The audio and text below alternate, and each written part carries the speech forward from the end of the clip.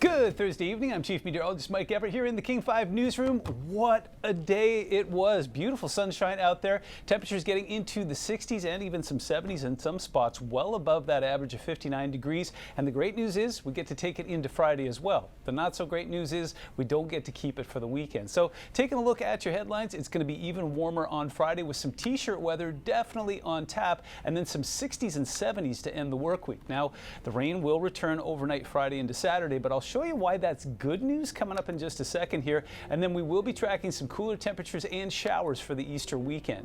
High temperatures across the region today, again, well above average. Again, at SEA, it's about 59 degrees, so 65 in Tacoma was about a good 6 degrees above that. We saw 65 in Seattle, 67 in Quileute, 64 in Bellingham, and 66 today in Wenatchee. So here's how it plays out. Another gorgeous day on Friday where we're going to take a run at 70 on Friday afternoon, and then the cooler temperatures. Again, that'll be below average on both Saturday and Sunday, but I don't think it's going to be a total washout. I think it's actually going to be a fairly usable weekend, especially on Saturday. 7-day forecast helping me to tell that story again. It's got a bit of an arc and a happy ending to it. So on Friday, warm and wonderful, cooling it down. Could bring some light mountain snow up to the passes as we go into the weekend, and then we're going to start the rally all over again and warm ourselves back up to a pretty warm level again on Thursday, where we could take another run at 70. Take a look at the winds. They've been pretty gusty along Puget Sound tonight. There's been a bit of a chop on the water. As we go overnight, that will calm for most of us, but as we look up towards Camano and Whidbey Island, it's going to stay pretty breezy up there even through 11 o'clock tonight.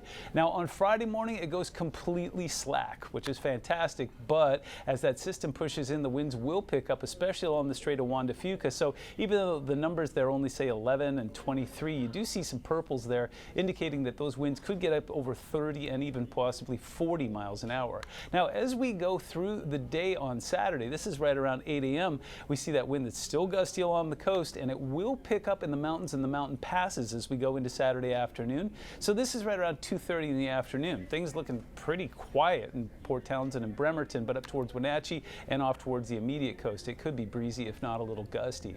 Take a look at current radar on Thursday evening. There's nothing going on across western Washington, but as we pull out our focus, you can see that system that's just been kind of dropping down from Alberta that's going to develop some steam. In fact, as it continues to head south, it's going to bring some snow to the Intermountain West. Now, as we have clear skies tonight, something that you can take advantage of is the Lyrids meteor shower. That'll be going through April 25th, peaks on the 21st and 22nd, but as we saw, it looks like it could be a little bit cloudy this weekend. So with the sunset at 8:02 and the sunrise at 6:14, you want to try and get it after twilight at night and before twilight in the morning. So after 10 p.m. or before 4 a.m. is going to be your best opportunity.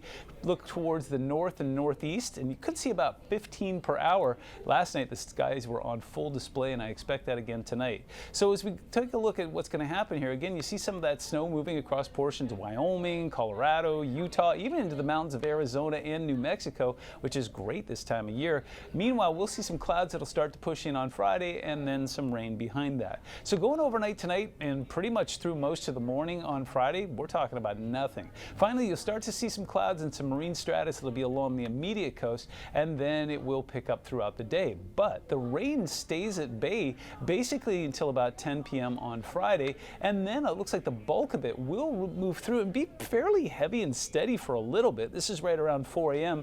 You also notice those snow levels dropping down and some of that snow coming along the mountain passes. But take a look at this. By Saturday morning at 8:30, now we've just got some post-frontal showers that'll be sticking around the region. So you'll see one or two pop-up showers, but nothing that looks like it's going to be an event.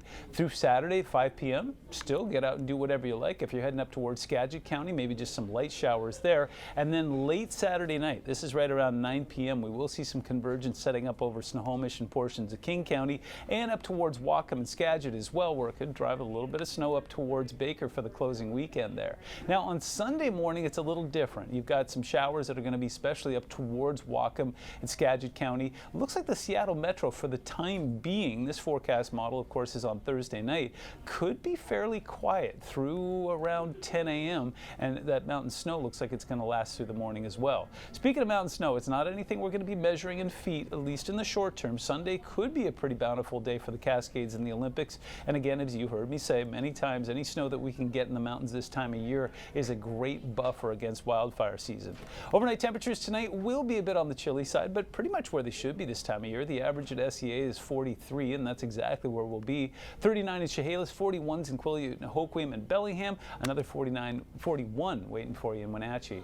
But here's the great news. Take a look at tomorrow. Cedar Woolley and Marble Mount, 71 degrees, marvelous. We'll see 70s in Arlington, Marysville, Granite Falls, and Everett, 71s in Monroe and Gold Bar, 70 in Maltby, and then take a look at this. We'll see some really gorgeous temperatures. 72, it's literally room temperature in Issaquah and in Bremerton, 73 in Auburn and 70 in Enumclaw. And even if you want to head up to Paradise, it's going to live up to its name tomorrow. There's still snow on the ground there, but the roads are bare and it'll be 50 degrees. Take a look at that. Room temperature all the way from Belfair down towards Yelm and Tenino. Olympia getting in on some of that as well, and even warmer, mid-70s down towards Cowlitz County and Longville and Castle Rock, but some 50s along the coast as there will be some cloud cover that'll kind of take a while to clear. If you want to head off towards the Hoh Rainforest, 64 degrees. Lake Cushman at 70, 71 in Shelton, and in Quilcene, Squim gets to 64, 60 tomorrow in Port Townsend. 7-day forecast shows, again, a story that has a bit of an arc. Warm day on Friday, cool showery weekend, but then a nice recovery starting on Tuesday. We get back into the 60s, and we could be taking another run at 70 by the time we get to this time next week. Bottom line, get out and enjoy tonight. Get out and enjoy Friday. It's going to be marvelous. And then get ready for a showery but still very user-friendly weekend. I hope you stay warm. I hope you stay safe. I hope you have a happy Easter weekend. From the King 5 Newsroom, I'm Chief Meteorologist Mike Everett. We'll see you soon.